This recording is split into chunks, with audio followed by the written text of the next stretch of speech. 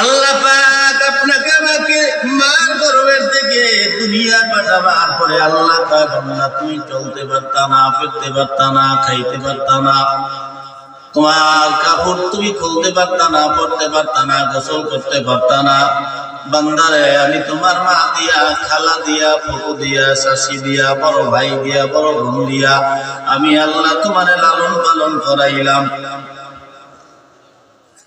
তুমি চলতে পারতা না, তোমারে চলাইয়া দেওয়া হইতো, খাইতে পারতা না, খাওয়াইয়া দেওয়া হইতো, কানে শুনলে কোনো কথা বলতা না, কোনো কথাও বলতে পারতা না।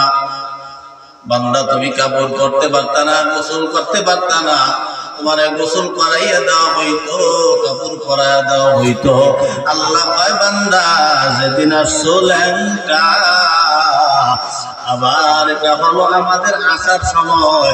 আল্লাহ কয় বান্দা আবার যেদিন যাইবা নাকের শ্বাস যেদিন বন্ধ হবে, আল্লাহ বলে ওই দিন নিজের শরীরের পোশাকটাও নিজে হাতে বান্দা খুলতে পারবা না। ঠিক না? খোলা সম্ভব নয়। আল্লাহ কয় বান্দা আপনারা সবাই জানেন মসজিদে একটা 4 পায়া খাট আছে, কথা হয় না,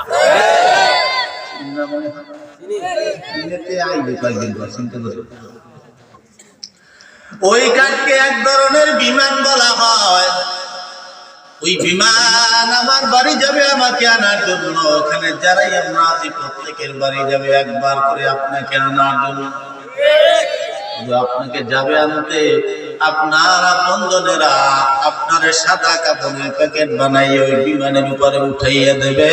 ওই বিমান আপনারে লইয়া যে উড়াল মারবে, জীবনে কোনো দিন আর ওই বিমান আপনারে লইয়া ওই বাড়ি ফিরবে না। ঠিক না?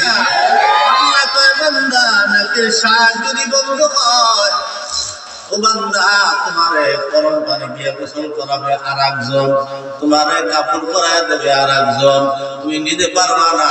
কানের উপরে আপনজনেরা শোয়াইয়া দিয়া 4 জনে কান্দে লইয়া বাগানের দিকে নিয়ে যাবে এমন একটা জায়গায় যেখানে দিনের বেলা তুমি বান্দা যাইতে বড় ভয় পাইতা। ওই জায়গায় নিয়ে যাবে, ওই জায়গায় তোমার কবর করা হলো। ওই কবরের ভিতরে নামাইয়া মাটি চাপা দিয়া যে চলে আসবে, জীবনে কোনো দিন আর কোনো মানুষ তোমার খবর নিবে না। ঠিক না? মার কাছে যাবা, মা বলবে সন্তান নাই। বাবার কাছে যাবা, বলবে কোনো ছেলে নাই।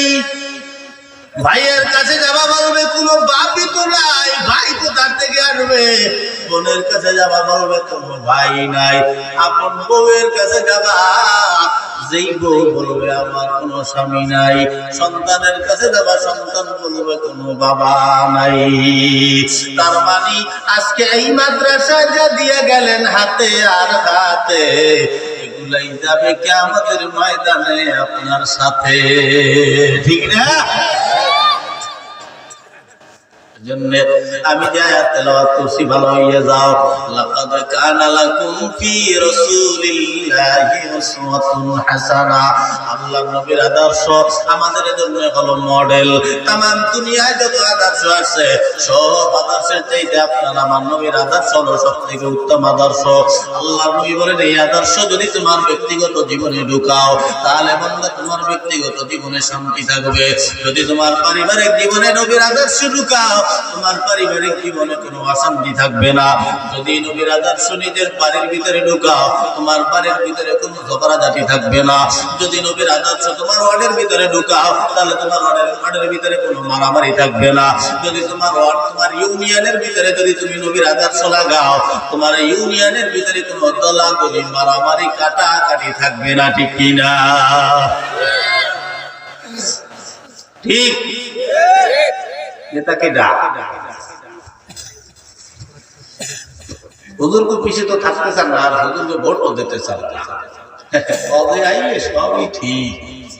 ঠিক না? বানাই দিয়ে দেন সুদখোর ঘুষখোর, এইবার অশান্তি নেই। এইবার হুজুর তো দাদা দোয়া চান, আর আগে নামাজি বানাইতে দেন না নেতা। এই কথা কান না ভুল করি আমরা ঘরের ভিতরে মরা বিড়াল থুইয়া আঙ্গাদের ঘুরে বেড়াই লইবি। তা আগে নেতা ঠিক করে, কষ্ট হইবে না, তবে তো ইনশাআল্লাহ। নবীর আদর্শ যদি ঘরে থাকে শান্তি থাকবে। নবীর আদর্শ যেই ঘরে আছে ওই ঘরে কি নামাজ আছে না নাই?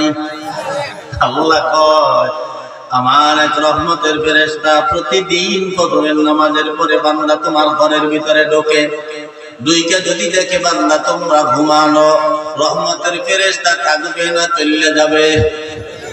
রহমতের ফেরেশতা যদি চলে যায় এরপরে ঢোকে ইবলিস, ইবলিস কি রহমত দিয়ে ঢুকবে না গজব?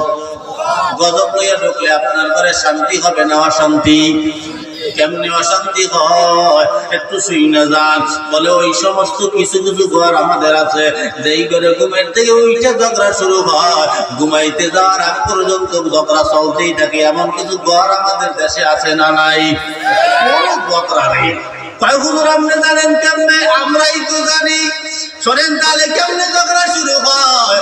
আপনি তো ফজরের নামাজ পড়লেন না, ফজরের নামাজ না পড়ি আপনি ঘুমাইয়া রইলেন, উঠলেন বেলা 8টার সময়, 8টার সময় ঘুমের থেকে উঠেই বউরে ডাকতে, বউ বউ দৌড়ে আইছে পাকের ঘরে ঘুরনা আইয়া কয়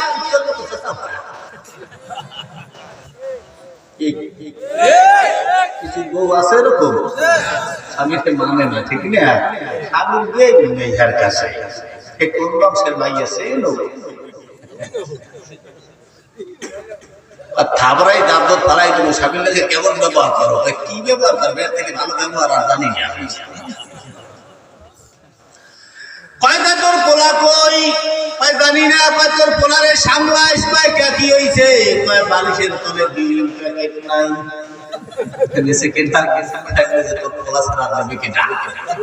তুমি খাওয়া ছাড় করো না।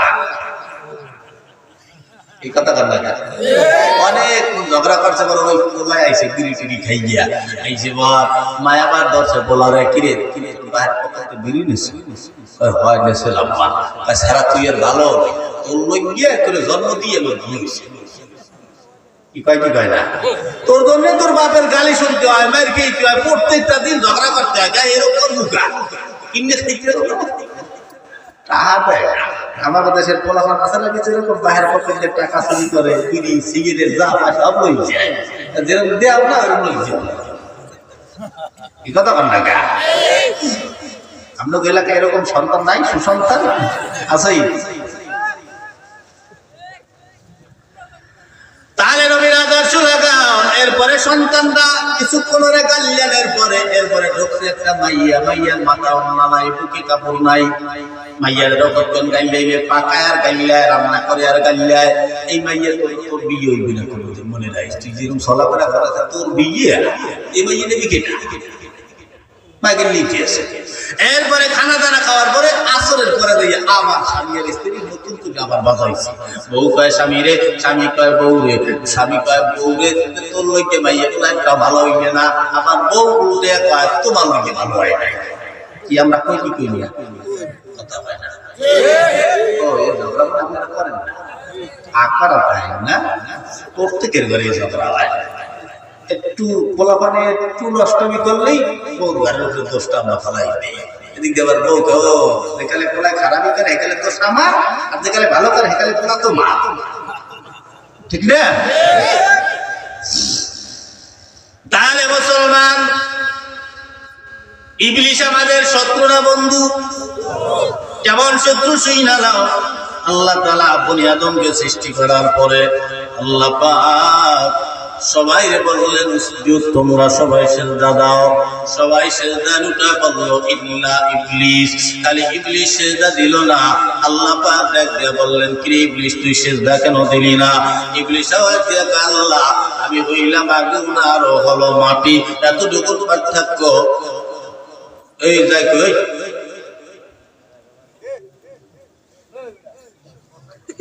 ওই যাও কোনো মোটা উনি হইবে না, ঠিক না?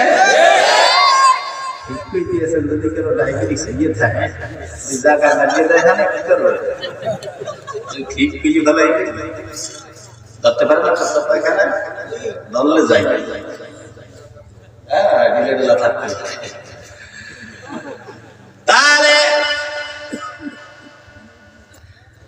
আল্লাহ ইবলিস কেন সিজদা দিলি না? বলে আমি আগুন আর মাটি। আল্লাহ কয় লানাতুল্লাহি আলাল ইবলিস, আমি আল্লাহ করে লানত দিলাম, জান্নাত থেকে বের করে দিলাম, জাহান্নামী বানাইলাম, জীবনে কোনোদিন জান্নাতে ঢুকতে পারবি না। মনে মনে মেজাজ গরম হয়ে গেল, আল্লাহ এই বনি আদমের কারণে আমি জান্নাত থেকে বের হইলাম। মনে মনে টার্গেট করলো বনি আদম কোনটারে জান্নাত থেকে বের করে দিবে, জীবনে কোন বনি আদমকে জান্নাতে ঢুকতে দিবে না। এগুলা মনে মনে চিন্তা করিয়া আল্লাহর আওয়াজ দিয়া কও, আল্লাহ গো আমাকে তো জান্নাত থেকে বের করেই দিলেন, তাহলে যাওয়ার আগে আগে আমি আপনার কাছে কিছু চাইবো, আপনি আল্লাহ কি দেবেন? কি চাও তাড়াতাড়ি যেমন ভালো আছে দিয়ে দেব। আওয়াজ দিয়া কয়, আল্লাহ আমারে কিয়ামত পর্যন্ত হায়াত দাও। কিয়ামত পর্যন্ত আল্লাহ তারে হায়াত দিয়ে দিল। হায়াত দেওয়ার পরে এবার কিছুক্ষণ পর আবার জিজ্ঞাসা, আল্লাহ আমি কিয়ামত পর্যন্ত হায়াত কেন নিলাম? আপনি আল্লাহ কি জানেন? আপনাকে কি বিশ্বাস আল্লাহ কি জানে? আমি পণ্ডিতের দিকেই গেছি, আল্লাহ জানে না। আল্লাহ কয় না জানি না, কেন বল? আল্লাহ কিয়ামত পর্যন্ত হায়াত দেওয়ার মানে হলো তোমার এই বনি আদমের কারণে যেহেতু আমি জাহান্নামী হইলাম, আমিও তোমার সাথে টার্গেট লাগাইলাম, তোমার একটা বনি আদমকেও আমি জান্নাতে যাইতে দেব না। আল্লাহ বলে কোথায় নিবি? বলে আল্লাহ জাহান্নামে নেব। আল্লাহ বলে কেমনে নিবি? বলে আল্লাহ তোমার এই বান্দাকে জাহান্নামে নেওয়ার জন্য আমি সর্বোচ্চ চেষ্টা চালাবো, তাতে যা করতে হয় করব। তোমার এই বান্দাগুলোকে জাহান্নামে নেওয়ার জন্য আমি হাজার হাজার মজার মজার গুনাহ রাস্তাগুলো দিয়ে দিব। তোমার বান্দারা গুনাহ করবে আর জাহান্নামে যাবে। এজন্য দেখবেন দুনিয়া যত গুনার রাস্তা আছে, সমস্ত গুনার রাস্তায় কিন্তু মজা আছে। মজা না? দুধ খাইতে মজা, দুধ খাইতে মজা, হ্যাঁ সুদ খাইতে মজা না? টাকা বেশি বেশি পাওয়া যায়, ঘুষ তল দিয়ে লওয়া যায়, উপর দিয়েও খাওয়া যায়। এই ঘুষ খাইতে মজা, দুষ্টামি করতে মজা, লম্পটি করতে মজা, পরের মাইয়া গুলাকে প্রেম করতে মজা। নিজের বউ লাগে কথা কইতে ভালো লাগে না, পরের বউ লাগে কথা একবার শুরু হইলে আর বুঝি শেষ হয় না।